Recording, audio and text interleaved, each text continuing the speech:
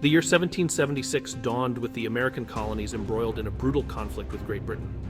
The Declaration of Independence, signed on July 4th, had boldly proclaimed the colony's desire for self-governance. This act of defiance ignited a firestorm of conflict, pitting the fledgling Continental Army against the might of the British Empire. In the war's early stages, General George Washington, commander-in-chief of the Continental Army, faced an uphill battle. Outnumbered and outgunned, Washington's forces faced a formidable foe in the British Army. Despite these challenges, the Americans fought valiantly, securing a morale-boosting victory at the Battle of Princeton on December 26, 1776. The victory at Trenton, though significant, was merely a glimmer of hope in a dark winter for the Continental Army. British forces, stung by the defeat, sought to crush the rebellion decisively. General Cornwallis, a seasoned British commander, led a large force towards Trenton, determined to trap and destroy Washington's army. The situation for the Americans was dire. With the icy Delaware River at their backs, they faced the prospect of annihilation.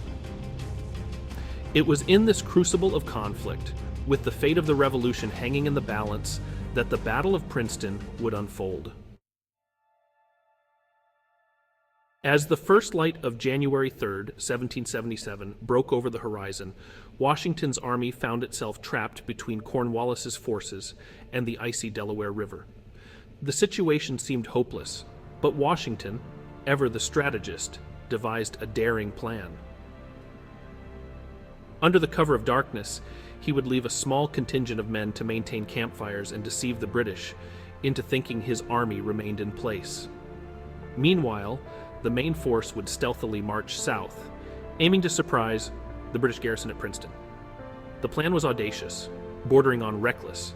Success hinged on secrecy, speed, and the element of surprise. Fortunately for the Americans, fortune favored the bold. The Continental Army successfully navigated the frozen, treacherous roads, reaching the outskirts of Princeton undetected. The Battle of Princeton commenced with a clash between the American vanguard, led by General Hugh Mercer, and a British force under Sharon Turtelko, Turlos Urtaus, Turlo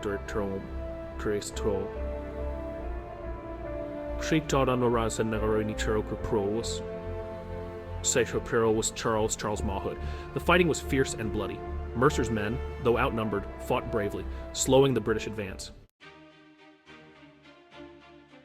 With the battle hanging in the balance, General Washington arrived on the field with reinforcements. His presence was electrifying. Riding his horse directly into the heart of the battle, Washington rallied his troops, his courage inspiring them to fight on. Washington, recognizing the importance of swift action, personally led a charge against the British lines.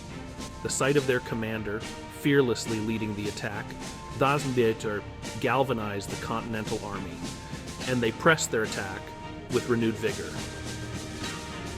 The British, taken aback by the ferocity of the American assault, began to waver. Their lines broke, and they retreated in disarray. Washington's leadership at Princeton was nothing short of remarkable. In the face of overwhelming odds, he had displayed strategic brilliance, unwavering courage, and an unyielding belief in the righteousness of the American cause. His actions on that day would cement his legacy as a military leader of extraordinary skill and determination.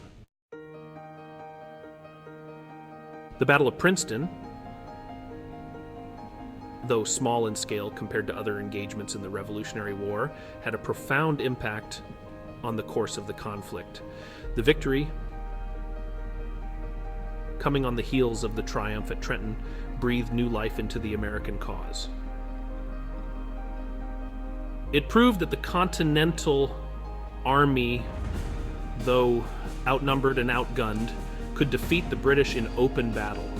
Perhaps most importantly, the victories at Trenton and Princeton reinvigorated the morale of the Continental Army and the American people. After a string of defeats and retreats, these triumphs instilled a renewed sense of hope and determination. The victories also proved crucial in boosting the morale of the Continental Army, which had suffered greatly from defeats and low morale in the latter part of 1776. The victories at Trenton and Princeton also had significant strategic implications. They forced the British to abandon their plans to capture Philadelphia, the seat of the Continental Congress, and to withdraw their forces to winter quarters in New Jersey.